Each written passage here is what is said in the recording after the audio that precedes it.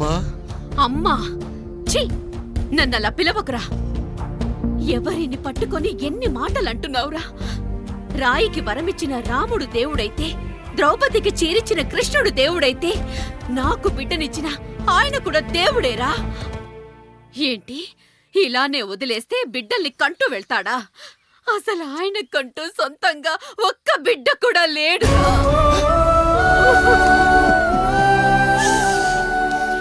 అసలు ఏం జరిగిందో తెలుసా?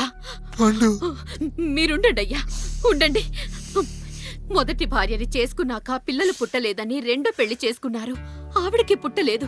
మూడోసారైనా తగులుతుందనుకున్నాం, తనకే పుట్టలేదు.